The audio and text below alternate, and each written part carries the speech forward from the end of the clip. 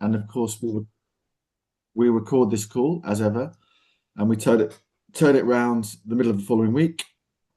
And Stuart magnificently chops it up into a nice reel as well in various different guises. So we don't democratically chop up the call, but we hopefully make it something that will be interesting to people watching us on Instagram as well. So my name is Tom Spate, and I produce and chair these calls. This is about call number 283 since the start of, since February 2020. So we've been going for a while. It's just always good to celebrate a beautiful day. And I was at Rosehill last night at Whitehaven, where there was an Arts Council meeting. I'm trying to think if anybody else was there on this call. Kate was there. I don't think anybody else was there. Anne was there. Hello, Anne, who's just joined us. Anne was there. And Dave Camlin, who's just coming through the door as well. He was also there. And if you go to Rosehill and you go upstairs to Rosehill, there's a balcony upstairs where you can just look out and watch the sun go down. And it was just the most beautiful evening last night at Rosehill. And it's actually a really good event where the Arts Council will explain about how you apply for money and funding, etc., etc. But Dave and Anne and Kate, it was beautiful last night at Rosehill, wasn't it? With the sun really going good, down. yeah. Really nice. And Anne's exhibition, which has been there for about a month or 6 weeks or so, Yeah, is also still up. ends today. Ends today. Okay, so everyone get down to Rosehill if you haven't been there already, because Anne's exhibition is beautiful. And there's a really interesting film that I almost saw the whole of, about 25 minutes long, with Anne talking about the background to your exhibition and your why you've done it. And I thought it was great. Thank you. Yeah. Yeah, really Thank you. interesting. It's all about movement and migration and belonging and what people call home when they move. Yeah, great Or where stuff. people go home. Yeah. I was going to mention another thing I saw this week was the Emrys Jazz Trio. Do you remember they came on? They were walking across Cumbria, a double bass player, pianist, and a percussionist. And they came to Cockermouth, and then they've been all the way, basically sort of following the Cumbria Way, really. And they've ended up in Barrow last night, I think it was, at the Northwest Music Academy. Just three lovely young blokes, multi-talented. I've never seen a percussionist get so much out of a drum kit that Sam got out of his drum kit. And it was really nice to sort of catch up with them, and they're having a wonderful time, and they've got some great weather for walking as well. So the stars were aligned for them. Hello, Amy. Hello, Derek. Nice to have you with us. Anyway, this morning, we are going to hear from Joan Lind, who's there at Try Booking, pain relief for event organisers. I like that already. Joan you're in Kendal, Joan, is that right? I am. Great. Okay, so we're going to hear from Joan. You may well have heard of Try Booking. CACN uses Try Booking, and just going to find out the backstory about Joan and Try Booking and how it works and the work it does in the community as well. It's a really interesting business that's based here in Cumbria, but it's very much beyond the boundaries of Cumbria in its work. Kate's going to fill us in on a bit of the training that's been going on both this week and also a new session that's been lined up for the next few weeks. We're in the middle of a big sort of spring session of training from CACN about all sorts of things, and Kate's going to tell us about that. Kieran is there in sunny Whitehaven this morning. He's actually just gone to do some sort of safety test on it, but he'll be back in about 15 minutes or so. But he has assured me it is sunny in Whitehaven. Anne, you're in Whitehaven, aren't you? It is sunny in Whitehaven, right? Yeah, okay. So the Imagine Festival, which is taking place this weekend, looks really good. There's a beautiful little promo film that they've made as well, which we're going to have a look at too. And then Stuart, lovely Stuart Armstrong, talented filmmaker extraordinaire, is begging for your money in a creative fashion. So you'll know that Stuart is our trainee producer for CACN at the moment. That the baton is about to be passed on actually to Naomi Frost, who we're going to hear more from next week. Stuart's been brilliant as the trainee producer, but most importantly, he's also a filmmaker, as you know, and he's about to make another short feature film, and he needs your support for that. So we're going to perhaps see a little bit of a sneak preview about the work going on there, and also how you can help Stuart as well. So that is the plan for this morning. I also just want to say I went to a beer festival in Cockermouth last weekend as well. If you've not been tasting any Jennings beer is the beer for you. It's beautiful. It's been made in Cockermouth again. It's been made for about last year, and it was and it's also basically a fantastic new venue in Cockermouth. I don't know if you know where the brewery is in Cockermouth, but there's a lovely big old sandstone building called the Maltings, and the ground floor of that is going to become a bit of a sort of slightly dirty, industrial, noisy space for performance of all sorts. And they had the festival in there and a band playing. It was great. So new space in Cockermouth to be used at some stage. Chris, you've got your hand up. Does Chris know that he's got his hand up? Am I the only person that can see that Chris has got his hand up? Is that me with my hand up? Yeah, it is. Do you want to say something? Say Uh, something. yeah, lovely. I've got an actual wooden hand here. I'll use this. If you see this, I've genuinely got my hand up. I don't know. I don't know how I did that. But yes, Well, it's a hand beautiful is thing. down now. Hand is down. Why have you got a wooden hand? I don't know, Tom. I don't know. It's just one of the things. Got a little guy in a box. Why have I got a little guy in a box? I don't know. There's things. Oh, it's a beautiful thing when Chris Dennett is on the call. Right, let's hear from Joan. Joan, it's really nice to have you with us this morning. Thank you very much for coming on. Um, I'm going to invite you to tell us a little bit about yourself and your origins, because I think I'm right in saying that back in the day you were in Australia, weren't you? And that's where the idea for try booking came along. So first of all, tell us what is try booking, and then tell us a bit about yourself. Okay, in that order. Okay, Yeah. so first of all, I am from north of the border, but I've been in Cumbria for 13 years. And Trybooking is a national online event ticketing platform based here in Kendal. We have a base in London, but the head office is here, all the team are here. And we launched in 2014.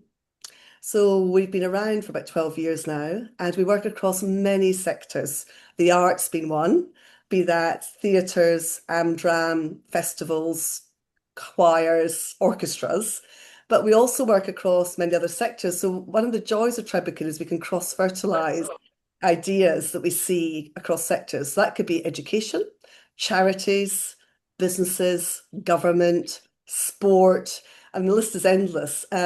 So that's what we are, and we're a very easy to use platform.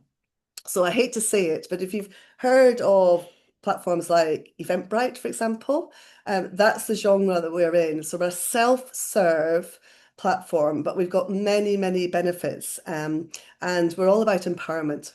So we believe it's your event, not ours. So we give access to lots of fabulous functionality to help you best manage events and save you hours of grief and make it very easy for your guests. Okay, and so how did you end up? We'll explore a bit more about try booking in a second and how it Yes. works and why it's better than all the others, obviously. Mm. But how did you end up in this sort of line of work? Well, so here's the thing. And how So I did you end up in Kendal? exactly, here is the thing. So I was brought up in the Highlands, educated in Inverness, student in Edinburgh, and then in the early 90s, I joined the heady world of advertising in London. I was very, very fortunate. I worked for two iconic ad agencies working on iconic brands, from Colgate Palmolive to BT to Guinness. So if any of you remember the lovely Guinness campaign, Good Things Come to Those Who Wait, with the surfer, I was involved in that. And if you're probably not old enough, but if any of you remember the long-running BT campaign, It's Good to Talk with Bob Hoskins, well, I was involved in that right from the very, very start. And that was an incredible privilege because BT had really big business issues, and that campaign turned around their fate, but also elevated the power of communication. So I worked in London for 10 years doing that. And but when I was 16, my father, who was a minister in the Church of Scotland, took us as a family to Canada to run a church. And that gave me the bug for international travel. So when I moved to London, I'll be honest, and I'd done Camp America and all that jazz when I was a student. When I moved to London, my actual ambition was to join a UK ad agency, but then move back to America because I loved the States. This is all the early 90s. So I joined American ad agencies, American brands, but I fell in love with London, is the truth. And then I'm heading towards 30, and I thought, no, no, no, I need to get abroad. And I was fortunate to be headhunted for a role in Sydney with M&C Saatchi. So off I toddle. On the 4th of January 2000, I watched the Millennium come in over Edinburgh Castle. And 2 days later, I was in Sydney, starting my role as quite a senior exec at M&C Saatchi, where I was for many, many years, running brands like British Airways. I did the last ad for Concorde. I also worked on BA when 9/11 happened, which is another whole story for another day. I ran Qantas, Audi. And for my sins, I dabbled and was doing the advertising for Australians Only Broadsheet, the Australian newspaper, which is Rupert Murdoch's only media that he conceived. But I never worked with Rupert directly. His editor was an absolute gent called David Armstrong. So that's what I did. And I married an Englishman from Liverpool, back in Edinburgh, but we met in Sydney. And we had 2 Australian children. And the truth was, I never thought I'd leave. I loved advertising. I loved my life in Australia. We were there for 15 years. But the pool of elderly parents brought us back. And that's the singular reason that we live in Cumbria to care for, well, we cared for my husband's parents for 10 years. And sadly, they've now passed away. And it was in that process, I thought, well, crikey, what am I going to do in Cumbria? And we had all sorts of ideas from hospitality to gin making. And I was using this platform, Try Booking, as a busy working mum. I was booking, school concerts, charity events, festivals, and I just loved it. And I love the ethos around it. And because it's a cloud-based business, or more technical, for those of technical in the room, a SaaS, you can run that from anywhere. And I'm really proud of the fact that we have a national platform like this, more or less, from my view, in the centre of the country. I was down in Birmingham on Tuesday. I'll be in Edinburgh next week. I'll be in London the week after. And I love the fact that we can say we're a national platform with our head office kind of in the epicenter of the country. So that's how it came to be here, because it was a kind of business that we could run from anywhere. And also, I feel really proud that we've got a platform like this in Cumbria, where the prevailing wind is, engineering, agriculture, hospitality. And what makes Try Booking better than all the rest? Oh gosh. Well, look, I haven't worked in advertising for many years, the whole competitive set. So I'll tell you I'll tell you what our clients would say, and then I'll tell you what I would say. What our clients would say is it is so empowering. It gives them all the control they need in a very easy fashion. Because, coming from that background of advertising, it's all about brand. So we want you to maximize your organization and your brand within how you promote your events. So that's one. Two is our customer service, because events can be stressful. They're not for the faint-hearted. No matter if they're small or big, it doesn't matter. There's all sorts of moving parts and things can go wrong. And one of the things I've been passionate about is giving a platform that's not just a platform, actually the customer service we have here is the backbone of the business. So even if you're running free events and you're not paying us a penny, you can pick up the phone, you can drop an email, and we're here to help. So our customer service is exemplary. We've been awarded quite extensively for that in various awards. Then it comes down to pricing. Again, I'm very passionate about this. I want everything to be really transparent and very inclusive. Right down to, we're very unusual with this. Our fees are really, really simple, but they include VAT. So I did not want a fee plus VAT and people have to work out exactly how much their tickets were going to cost them. So we absorbed the VAT. We've kept the fees exactly as they were the day we launched 2014. And the reason for that primarily is to keep them simple. The other major benefits are we have lots of lovely apps that you can use that are free to use. One of which we did lead the market on, which is a tap to pay app. So if you want to sell tickets anywhere, anytime from your mobile phone, you can do so. And people can just tap your mobile phone and they immediately receive their ticket. So we've got some really nice innovation. Then the other thing that we're probably really proud of, a lot of our competitors are not British based. Whilst the platform originates from Australia, this is a British company, so everything about the service in the UK is British. So we host our data in the UK, so we're well ahead of 2018 GDPR compliance. All our suppliers are not only British, but all of them are in Cumbria. Okay. Any supplier that we need, we search in Cumbria first, be that printing, be it PR, we're working with Helen at Intro, be it merchandise, be it PPC, SEO, digital agencies. So we really do fuel the Cumbrian economy as well as all the staff in Cumbrian. Okay. Just to pause there. Does anybody else on this call use Tribe Booking for events or for sorting stuff out? I know we use at CACN, don't we? We do, yes.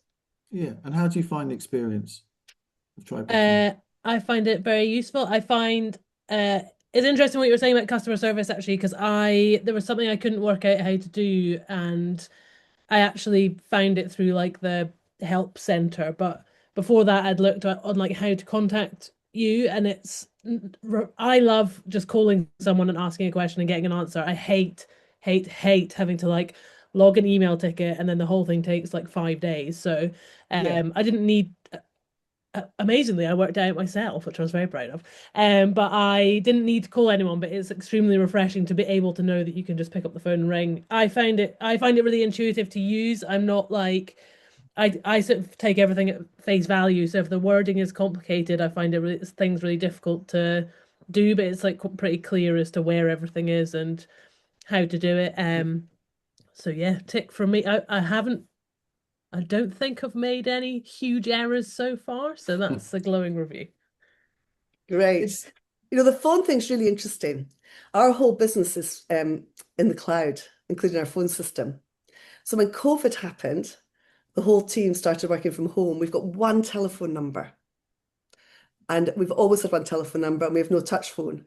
So when everybody was panicking, and they were, oh, I've got an event, I need to cancel it, I need to organise refunds, they could still phone our one number. People would answer it immediately. You know, nobody else. There was just, we find even banks, you just couldn't speak to anybody because they didn't have that facility. So we actually were a rare thing that we grew through COVID, and that was off the back of our customer service principles. That's interesting. Anna's just put a comment in that I think, you know, others might share. I'm really sorry, I've never heard of it, but it sounds really good. I've only recently just used Eventbrite and feel that this would be a really useful tool to know. How long have they been around? 2014, I think you said, John. Is that right? 2014. So Anna, you raise a really, really good point. Eventbrite created what we call this self-serve, self-help ticketing market, probably between 20, 25 years ago, maybe not as much as 25. And it's a bit like the Hoover, you know, the vacuum cleaner Hoover thing. They are they are the biggest player. They are the biggest player. They were American. They've just been sold out to a huge global tech conglomerate. But they are the dominant player. And that's one of the reasons I launched Tribe Booking, is I felt the UK deserved a British alternative to Eventbrite. I really did feel quite strongly. And we're not alone. It's not just Tribe Booking and Eventbrite, there's other platforms. But I felt really strongly, particularly with GDPR coming down the tracks. And that's proven to be so. I mean, you know, I got a call from the head of Marie Curie's legal team in 2017. We're only 3 years old, to say, look, all of our volunteer fundraisers across the country use Eventbrite. We've got to get data compliance. We need to host our data in the UK. I've looked at all your legal policies. And they moved to us immediately. You know, other brands that have done similarly are brands that you would know because they're Northwest based, which is Booths, the lovely retailer, food store. Again, they were using Eventbrite, giving all of their guests an Eventbrite experience, and now give a Booths experience. And that's the fundamental difference. We are very much an enabler and want your brand and your organization to shine. And we have all the bells and whistles and more that Eventbrite have, but we are significantly less expensive. Absolutely, it's good. Thank you. I'm glad you came. Joan, I'm going to ask you about being entrepreneur in residence at Lancaster University in a second, which I'm assuming you still are. But yes, I am. Somebody on the call now. Chris Dennett may or may not have raised his hand again. We're about to find out whether he has. Off you go, Chris. You're on mute. The physical hand is up, so it counts now. Counts. Jenny, who you might be able to see slightly in the corner there, she uses is it PayPal for handle it walk payments? So it's about £1. The tickets are really cheap, but you have to pay. It's like 5%, I think, on PayPal, so it's quite extra card fees on top of it, or something like that. Do you have to do that with? Nice question. Nice question. So was that a plant? That was a planted question. No, it wasn't. It wasn't. It wasn't. But it's a nice question. So because money is so important, and everybody, we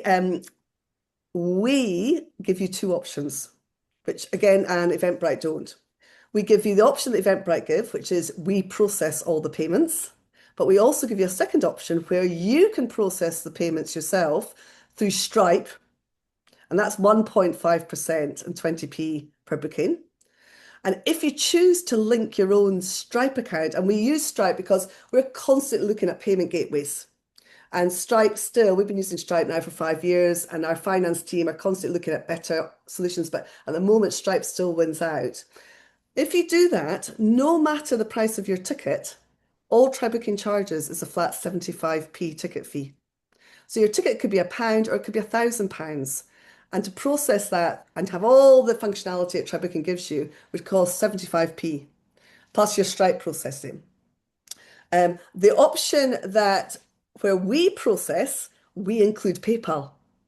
So we pick up all the PayPal fees, all the bank charges for any credit card or debit card on your behalf within our fees. And the other really important thing to say is you are in control of the fees. So you decide who pays them. So if we take the Stripe scenario, that 75p that we take as our revenue, you can choose to pay that, or you can pass it on to the ticket buyer. And the same is true of our fees if we're processing it. And even we do all the PayPal and all of that on your behalf, you could pass them on, all of them. There's 5%, ours is 5% processing fee, including VAT, plus a 15p ticket fee. So for easy maths, on a £10 ticket, that's 50 pence and 15p. So it's 65p in total. You can choose to pass on that 65p to the ticket buyer and use TribeBooking at no cost. Okay. So no matter what you do, you can choose to use TribeBooking at zero cost. It's all in your control on how you want to manage all of that, and it's very easily done. Okay. Let's talk about, so you reeled off those ideas that you had from gin to hospitality when you came to Cumbria to look after, do some caring responsibilities. So how did you end up as an entrepreneur in residence at Lancaster University? That sounds like a great title. And are you still doing that? And what does that mean? And where does your entrepreneurial sort of stuff come from? Yeah, okay. I'll answer the last question first. Yeah. Because I get asked this a lot by the entrepreneurial students who are studying digital entrepreneurship or MBAs at Lancaster. And I do a lot of interviews and research for them on entrepreneurship. So the short answer to your last question about where does my entrepreneurship come from is honestly M&C Saatchi and working in advertising, but particularly M&C Saatchi, very entrepreneurial spirit. And then I was at M&C Saatchi for about 8 years, and then a gentleman in Sydney who knew me from M&C Saatchi started a new business and asked if I would join him. And that was my first foray into running a business without the infrastructure of a corporate. So that's where it came from. How did I become an entrepreneur in residence at Lancaster Uni? Well, I've been there since 2017. And it's a wonderful, I adore it because it's a wonderful way of giving back. We constantly have students through our workforce. So I've got a guy who's about to finish at Lancaster University studying politics, philosophy, and economics. A brilliant big brain. He's been with us for 4 years. And equally, I've got a lovely guy studying business from Kendal College. But how I got into it was through a client. So it was one of our business clients who used TribeBooking, and she was an entrepreneur in residence. And she said, you should meet the team at Lancaster Management School. They were at that point back in 2017 looking to skew, it was still very male dominated. So they were actively looking for female entrepreneurs. And that's how it came to be. So off I went and met them and understood more about what they wanted from us, my main roles as an entrepreneur in residence are to be there for students. So to bring real life business into their academics. So I'll do a number of things. I'll probably twice a month do interviews for them, help them with research. I will go on panel discussions and lectures. So there might be myself and 2 other business people. And they might want to talk about finance models, or they might want to talk about anything, and we'll all give our different points of view. So it's basically a way of the academic world giving students the real life world of what it is to run a business. And is that sense of, TribeBooking being part of the South Lakes Cumbrian community, You've obviously got tentacles into various educational establishments, taking on students, etc., etc. Does that, genuinely, does that matter to you? Yes. And I'll Yeah. tell you why it matters, because throughout all of my advertising career, I was always part of the graduate trainee program. So, those big ad agencies would bring on half a dozen students back in the 90s, usually out of Oxford or Cambridge. And I was like, come on, can we diversify this? So I was always part of the graduate programs, bringing new blood in. I was also chair of the Institute of Advertising's IPA, not the beer. It's the Institute of Practitioners in Advertising, and that's the association that all ad agencies are members of, head office in London. And I was chair of the IPA Society, which is the junior rungs. So, inspiring the people that are coming in fresh into the industry, what they need to think about, exposing them to other people beyond those that they work with. And my absolute highlight actually of that, and so it's always been a thing for me, is bringing people on.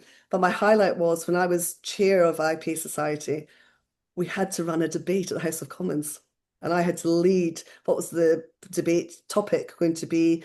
Anne Widdecombe was the chair, which was highly entertaining. And the whole debate was around, should advertising, food advertising, stop on television before midday? And Sweden had just done it. This is back in 1999. Sweden had just banned food and toy and kiddies advertising on television. And so we had the debate with, so that's been a thing for me. We've always had students through, whether doing 6 weeks, 6 weeks work experience. I've also got a great guy from Kendal College who's doing T3 level business. Okay. 18 years old. And he's with us doing his 500 hours that he needs to do for his T. And he comes to us every Monday and he's working with the marketing team. CACN has a good relationship with Kendal College as well, and the arts building, and that lovely mint. Is it called? No, the box of theatre Box. that Well, I'm physically literally across the road from the box. Oh, okay. So our head office is in Station House. So that's where we are. We're okay. Yeah. So Chris Dennett, is your hand raised or not? Is that just, it looks, a bit more jeopardy on the call? Does Chris Dennett mean to have his hand raised? I'm just going to ignore Chris Dennett's hand for the moment. I think you should, Tom. I don't know what's happening. I think I was selling prawns, crabs, and oysters out of the back of a van in Sydney. In fact, I know I was in 1989 when I finished school and I was traveling around the world. So I don't know whether our paths ever crossed, Joan. I suspect not. But anyway, that was my Sydney experience. While you were, bigging it up at Saatchi and Saatchi, I was selling prawns, crabs, and oysters. Not Saatchi and Saatchi. M&C. Sorry, Saatchi. M&C. Now so there's a story there back to Cumbria if you're interested. Does anybody know Kevin Roberts on this call? Kevin Roberts is an absolute passionate Cumbria Lake District advocate. He was born in Lancaster. He has a house in Grasmere. He's now retired. He's probably in his mid-70s. If you Google it afterwards, he launched an amazing platform called Love Marks. It was all about maximizing brands. Kevin was global CEO chairman of Saatchi and Saatchi out of New York after a career in Saatchi's. M&C Saatchi was born out of Saatchi and Saatchi, basically Morris and Charles Saatchi, if you all know, because Charles is obviously very famous in the art world. They had basically a boardroom bust-up in the late 80s. And they then left, because Saatchi and Saatchi was founded by the brothers, Morris and Charles, back in the 60s. And they grew that huge empire that is Saatchi and Saatchi. But they left their own business and own brand in the mid-80s and founded M&C, as in Morris and Charles Saatchi. So I worked for the new, smaller, but more creative and entrepreneurial M&C Saatchi. Okay, that's an interesting story. Wow. Kevin Roberts. Dave asked the question in chat there, Joan. A lot of events in Cumbria rely on tourists, i.e. new one-off customers, finding the events rather than existing customers. So we need good marketplace discovery. Can you convince me that TryBooking can compete with Eventbrite in this regard? Good question, Dave. Question we get all the time. So we work with many different visitor attractions across Cumbria. I'll give you some examples. Greystoke Castle is a nice example. There's one up in Carlisle, a big axe throwing centre. So we have the same Google power. So people go searching on Google. And if you want to go Google and say, I want to do some axe throwing in Cumbria, or I want to go and visit a lovely snowdrop garden at one of the castles, or I want to go and you Google that, and up would come the brands that are doing well in SEO, and up would come us, because we've got a very strong strength in SEO because we're so prolific, because we've got thousands and thousands and thousands of event links out there. Search engine optimization. SEO. Correct. Correct. Search engine optimization. It's all about optimizing your Google. So we do that on behalf of our clients. The urban myth that a lot of people will cling on to Eventbrite for is they believe that people go to Eventbrite to search for what to do. And that just doesn't happen. Eventbrite do have a marketing arm.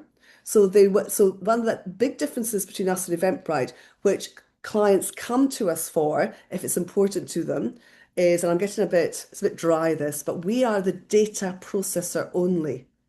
So there's lots and lots of businesses out there that don't want us to be the data controller of their data, and rightly so. Eventbrite are the data controller of your ticket buyers.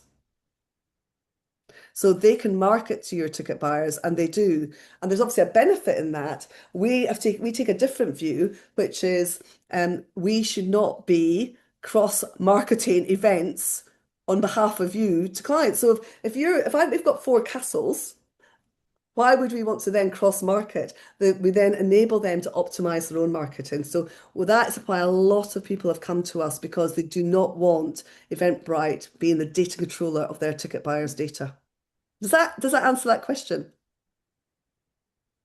There's a gentle nod from Dave there, I saw. So I think it does. Yes, SEO is. Yeah, no, I've noticed. I mean, I know about tribe booking, but I'm cautious about switching, just because since we started using Eventbrite, we've seen a really big uptick in attendance. So like with the events that we do now, especially when we've done things in Winlatter, they'll get 50% of people that I know, and half the people that are there that I've no idea where they come from, and they're just tourists visiting the area, and they've found the event on Eventbrite. So it's kind of it's becoming important. Can I ask Dave, what do you do? Sorry? What do you do? I'm a musician. You're a musician. And So we promote yeah. You put on gigs. So when you say you've put them on Eventbrite, what did you do before you put them on Eventbrite? We just sold things on the door and stuff like that. Correct. Yeah. So of course you're going to get an increase because you're using a platform that's got strong SEO. So it's not, so if you said to me you're using a different platform, but because you've gone from selling things on the door, you've now got a presence because you're using a digital platform, and people will be going into Google gigs, wherever they're visiting, gigs, and now you'll come up. Well, the same thing would happen if you used tribe booking. Does that make sense? It does make sense. Take a bit of courage to kind of make the jump, I think, but maybe conversation you're convincing. Yeah, lovely. Joan, listen, it's been really interesting to hear about how tribe booking works, and also a bit about your backstory as well. And as I think Kate said in chat, I love the fact that tribe booking is building skills, capacity, and capability in Cumbria, which is really important in this sector. Well, I think there's another factor actually. And then we're going to have to move on. So yeah, so one final thing I would say, and to Dave's a really nice example of this, is Eventbrite is American. It's just sold out. So we are fueling the American economy by every ticket we buy on Eventbrite. Wouldn't we rather fuel a British economy or even our own local economy? That's all I'm going to leave on that point. And you can test us, Dave. I'm very happy to have a conversation anytime. All right. Thank you, Dave. Thank you, Joan. It's been really interesting. There's a few more comments in chat for you to have a look at, Joan, as well in due course.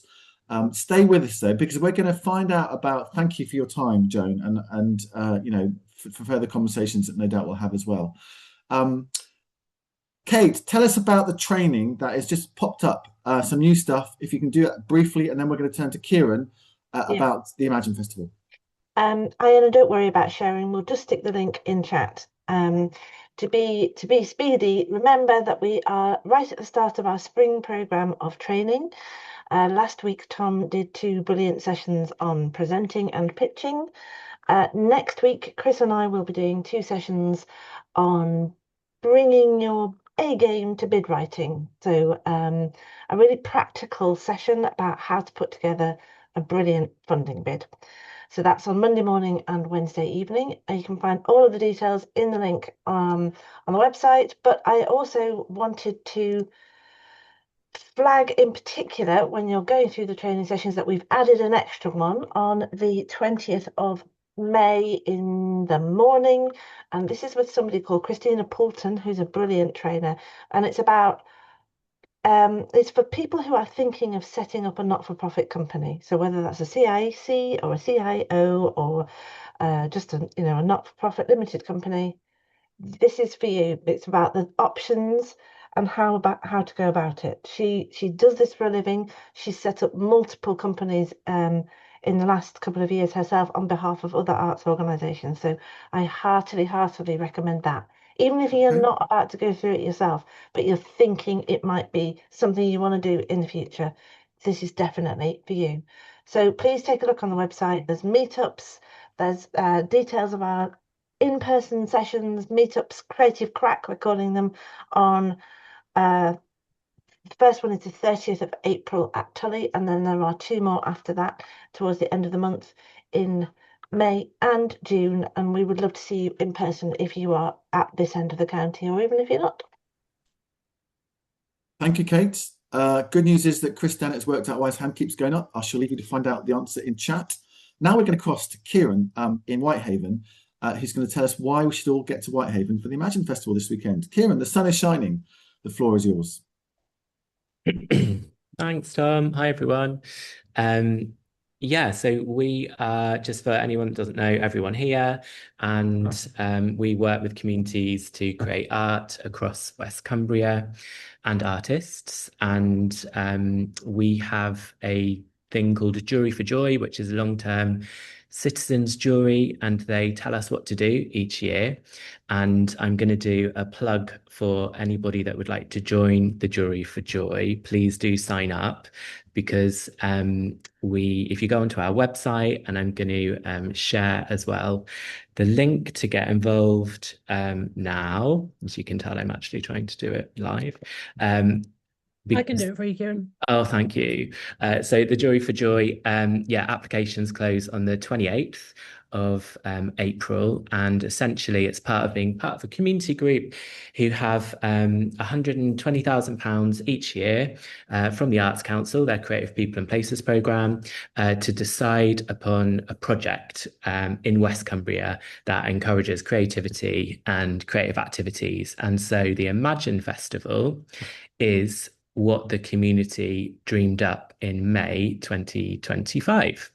So it's a really amazing group of artists who've been working with communities and alongside communities in Whitehaven, Cleaton Moor, Spatria, Mirus and Flimby.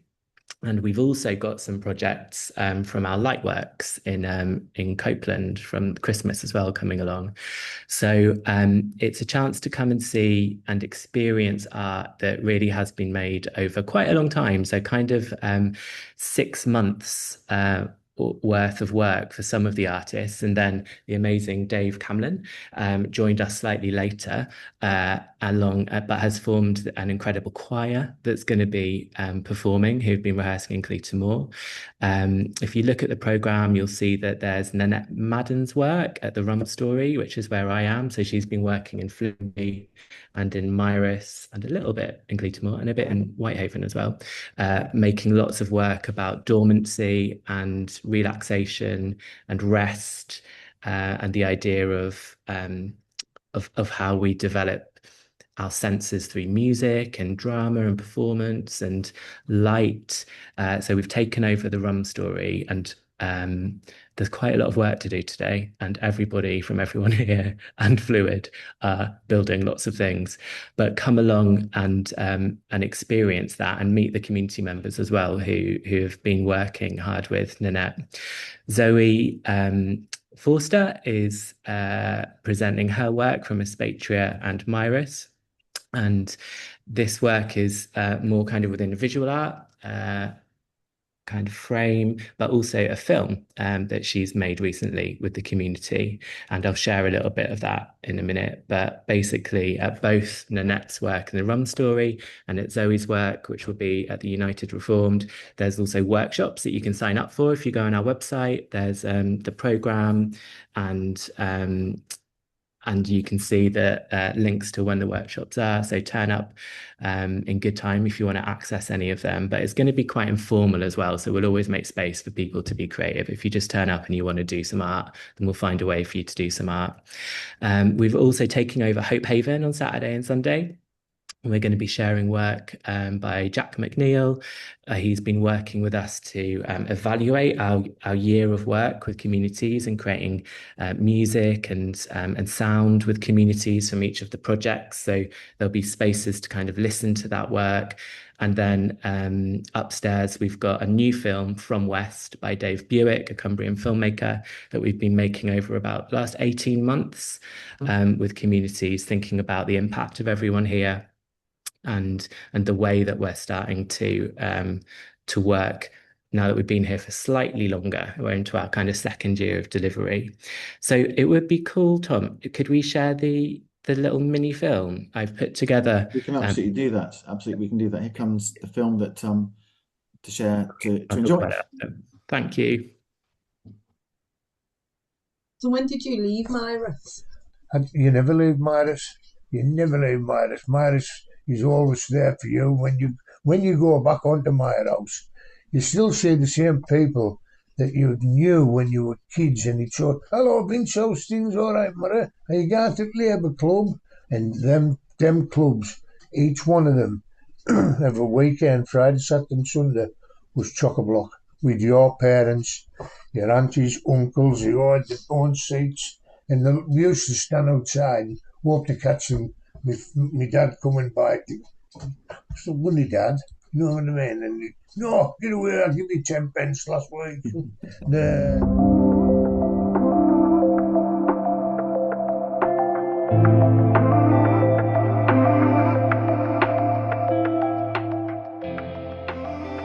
I can see fireworks dancing through the night, bright and beautiful, lighting up the sky like glitter and putting a twinkle in my eye.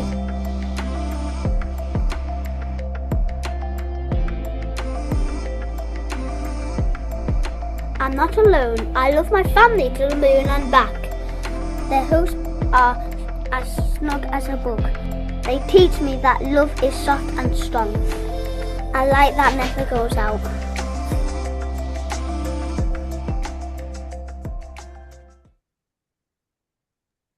Great, thanks, Tom. So beautiful stuff. Kieran, just remind me. I went to Seascale last year for that was the Imagine Festival sort of version 1, right?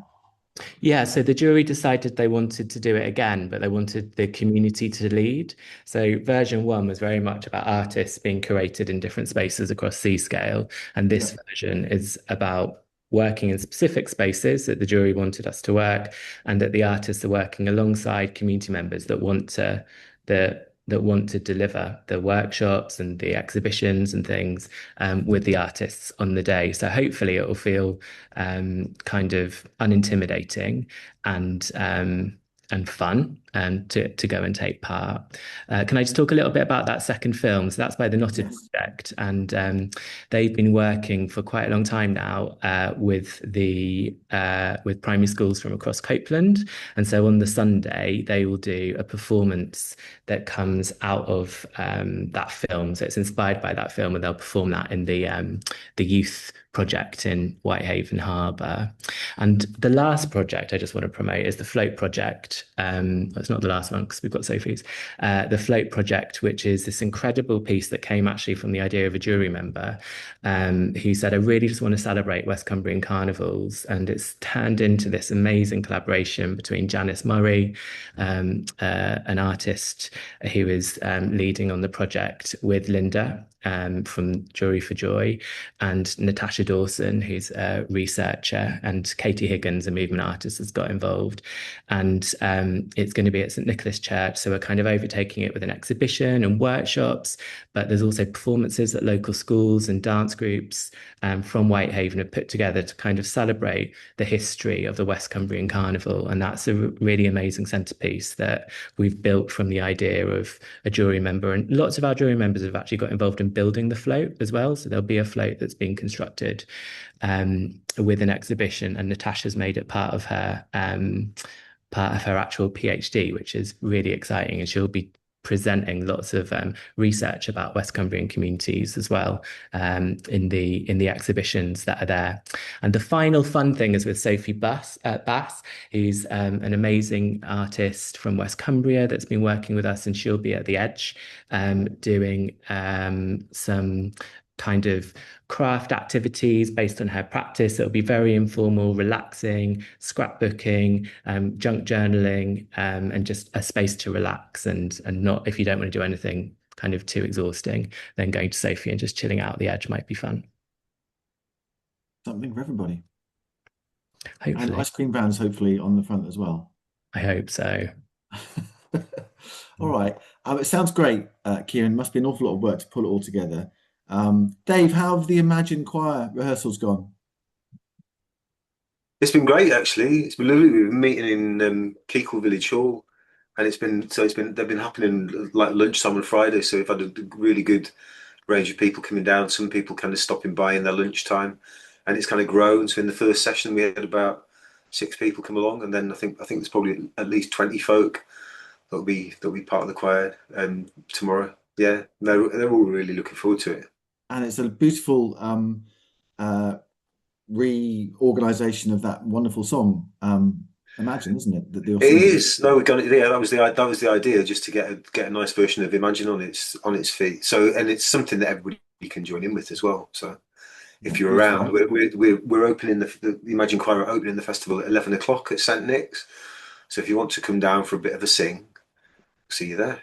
Sounds great. I saw a clip of a rehearsal online. Look great. Look really, really good. So I'm sure that'll be fantastic.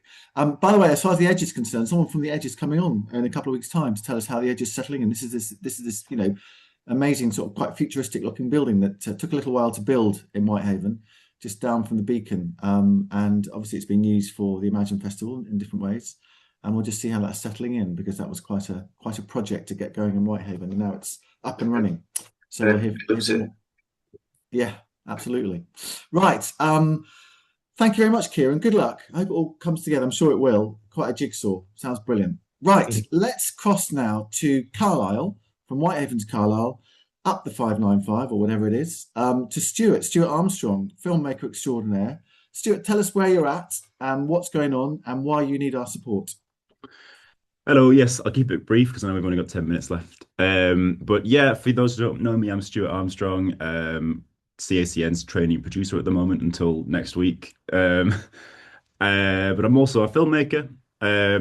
So I'm a writer and film director based in Carlisle. And I'll start by telling you what I have been doing recently. So last year I made a short film with some funding from the BFI, which was a comedy set in Carlisle in the late 90s, and that's currently streaming on Channel 4.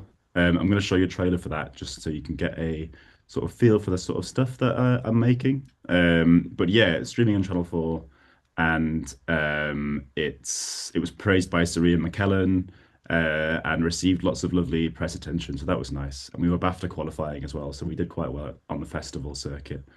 And this is as James says, it's called Meat Raffle, and it's great. And here's a trailer for it.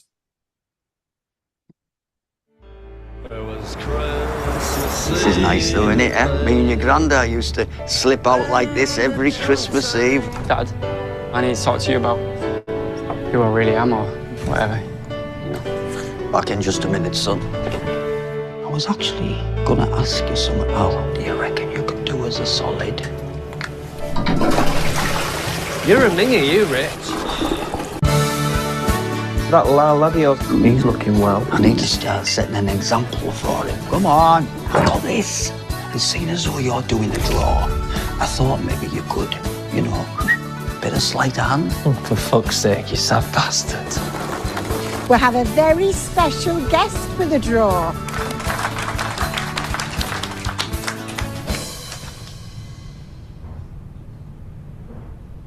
Jesus Christ. Ooh, ooh, ooh, ooh. The boys of the NYPD chorus, the singing Galway play, and the bells are ringing out for Christmas Day.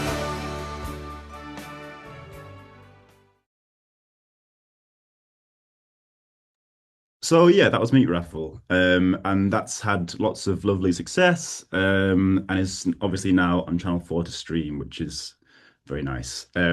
But you'd think once you have that sort of success as a filmmaker, lots of doors open for you, and you suddenly, you know, making feature films and stuff, and it's not that easy.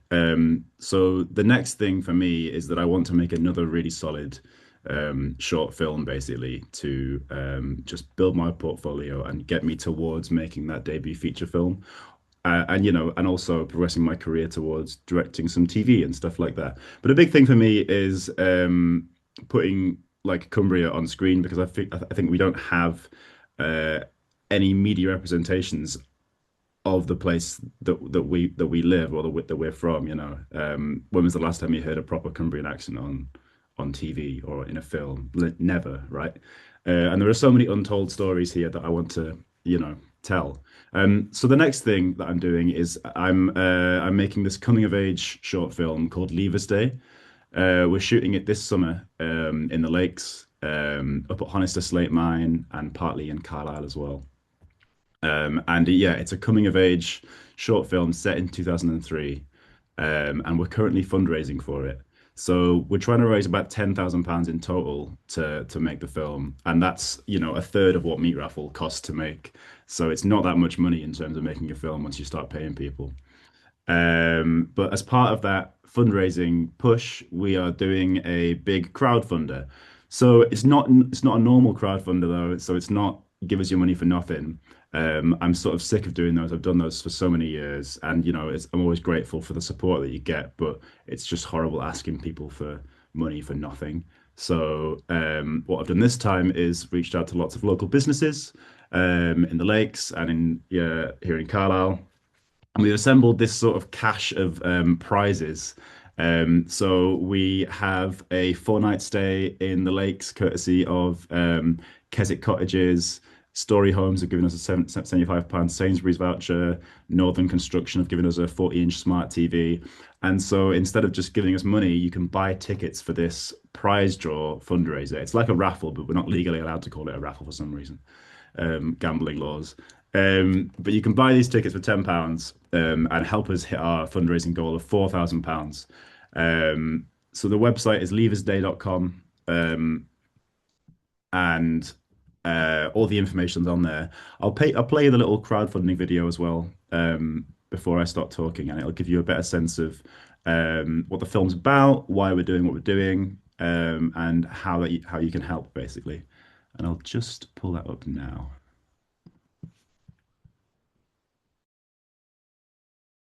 We are making a coming-of-age short film set in Cumbria, and you can help us by buying tickets to this prize draw. Leavers Day is a queer 15-minute short film which we're shooting in the Lake District this summer, but we need your help. We've assembled some amazing prizes donated by very generous local businesses, and if you buy a £10 ticket to this prize draw, you could be in with a chance of winning a 40-inch smart TV, tickets for Lake District adventures, and lots of other great prizes. And you'll be helping a team of queer indie filmmakers get their project off the ground in this tucked-away little corner of the UK that barely gets any industry attention. We want to make a film set in Cumbria, filmed in Cumbria, and made by Cumbrian people. We have such a strong artistic presence and a history in this county, and we hope that Leavers Day is one part of a bigger movement of stories told from Cumbria.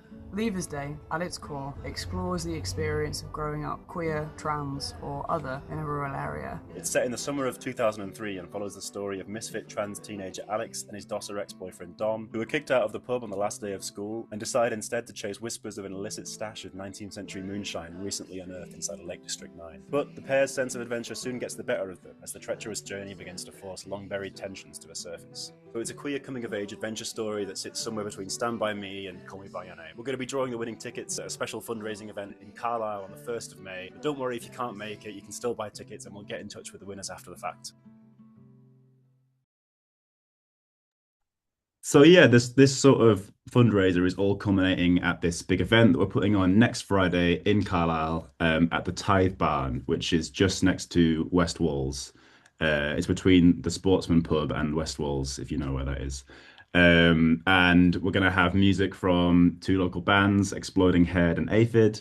We're going to show Meat Raffle. It's the first time it's going to be shown in Carlisle where it was made, so that's really special as well. It's the sort of Carlisle premiere of Meat Raffle. And we're going to be doing the big prize draw as well. So yeah, come along and support, and it should be a good night. And there'll be a bar as well, so you can have a drink. Sounds great, Stuart. Sounds great. It's like, is it almost like the sort of difficult second album, making your second film? Yeah, exactly. This is my Ex- Beatles for sale. But expectations are high because Meat Raffle was such a success as well. That I suppose, does that sort of pull a bit of pressure on your own shoulders to kind of, be as good as Meat Raffle? Yeah, I mean it's tough because like getting that 30 grand again that we had from Meat Raffle is no mean feat. Like you have this money from the BFI, and then the next thing is like, well, you're out on your ass again. So I shouldn't say Yeah. so. But yeah, all we can do is just not wait for permission, but just go out and try and raise this money and try and do what it is that we're meant to be doing, which is What making. happens if you don't raise the money? Do you still go ahead anyway and then just try and work out how you're going to pay people? Or We're going to raise the could it be money. There's no option. If we don't raise the money, we don't make the film, but we are going to raise the money. I can feel it. We've the total budget is 10 grand. We've got 5 grand in the bank or 4 grand in the bank already. This is an extra 4 from this if we hit our goal, and then we need to find another 2 basically on top of that. So we've got a month and a bit to do that in, and I'm pretty confident. Oh, I should say as well that the tickets for the event, which I think Iona had a poster for it, if you're able to just quickly pull that up. It's not ticketed. If you buy a ticket for the fundraiser, you can come to the event. So we'll just be checking people have raffle tickets on the door, basically. Listen, Stuart, if anyone can, you can. Good luck with it all, and also, I think we'll have a sort of formal end of trainee producer moment in due course. But it's been fantastic having you as part of CACN over the last 6 months as well. We've learnt loads from you, and what you've done with pushing us into a slightly different direction has been fantastic. So, as I said, if anyone can, you can, and it should Thanks, be Tom. all right. Okay. Thank you, Iona. Let's just go back to the full screen. Thank you to everybody who's been on the call this morning. Thanks very, very much to Joan. I've learned loads about try booking and quite a lot of technical stuff as well about how it all works in the background too. And Joan's just put a note in chat there for a webinar coming up in May to find out more about try booking. So should you want to do that, and also contacts for Joan and for try booking there. Thanks very much indeed, Joan, for sharing those. Oh, my pleasure. Thank you very much for having me. No, it's been great. It's been great. I think it's really important. Sometimes on this call we talk about beautiful art. Regularly, we talk about beautiful art on this call, but I think it's really important to talk about the infrastructure that helps keep the show on the road. And I think having a great Cumbrian-based booking system is part of that infrastructure as well. So I think it's been really interesting to hear about that this morning. Thanks to Kieran as well. Good luck with the Imagine Festival, Kieran. Thanks to Kate for telling us about the training, and Stuart, of course, they're telling us about his new film and how you can support it. Next week, we're going to hear from a documentary filmmaker called Simon Phelps, who's based in Ulverston, who's making a new piece. We're going to hear about the Cumbria Community Foundation Cultural Fund, which you might remember was relaunched about a year ago. And we're going to find out how that is going and how that might be of interest to you if you're looking for support for your projects. And also, we're going to properly meet Naomi Frost, our next trainee producer. She lives in Ireby, and she's a musician and all sorts of other things as well. So we're going to find out. She's 21, and she's going to tell us how she's going to help us over the next 6 months here at CACN. Nice to see everybody this morning. Thanks for your time on this sunny day. Enjoy your weekend, and catch you again soon. Bye.